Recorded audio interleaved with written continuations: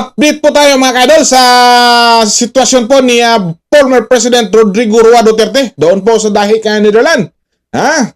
So dumaan na ang Pasko at bagong taon mga kadol.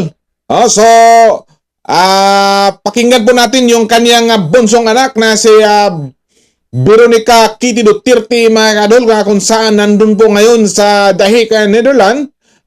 Kasama po ng ating tatay ng bayan mga kadol. So nag-greet pa sa atin sa lahat ng sambayan ng Pilipino mga kadol. Si former President Rodrigo Roa Duterte ng Merry Christmas at Happy New Year. At siyempre masaya ang taong bayan mga kadol. Makakarinig po ta sa mga salita na nanggaling po sa ating iniidolo. Yung ang tatay ng bayan na si Tatay Digong Duterte mga kadol. So pakinggan po natin ang interview ni Veronica Kitty Duterte with Sir Alvin Tourism. Hello, Veronica Kitty Duterte. How are you today? I'm good. How are you? I'm good. First and foremost, I know it's really cold.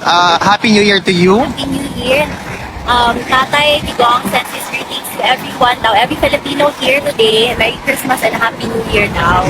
So at first he thought na no one would be here because again, it's the holidays. The holidays. But I told him no, people come there almost every time. Yeah. And he's happy to hear that.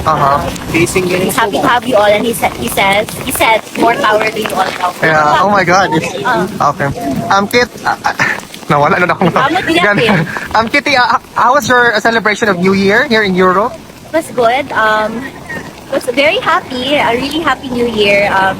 Still incomplete because of my father's absence, but still happy, and I'm still feeling blessed. Nonetheless. Kit, can you share to us how did the former president celebrated his New Year, if it's possible? Walang bago sa kanya. You know, he's a man of habit. I asked him the exact same question a while ago. He said, wala, tulog, kain, baby. Yun yung niya, kasiyahan niya. So, Kitty, now that it is 2026, is there something that you wish to do in 2026 to change maybe or some sort of? Luckily and fortunately, all of my goals for 2025, nagawa ko naman sa awa ng Diyos. Maybe for 2026, I just pray to be a better version of myself and stronger, fiercer for my family. Yeah.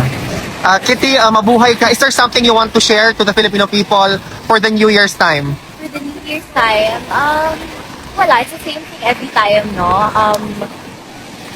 Maybe I think with everything going on in social media, because I know people, especially my age, who are so addicted to social media. I think it would help if we stop comparing ourselves and only compete with ourselves. Because what I aim to be every day is a better version of myself, not someone else, right? So yeah, I think everyone should, try to apply that mindset. Thank you, Kitty. Mabuhay ka. Thank you. Mabuhay kayo.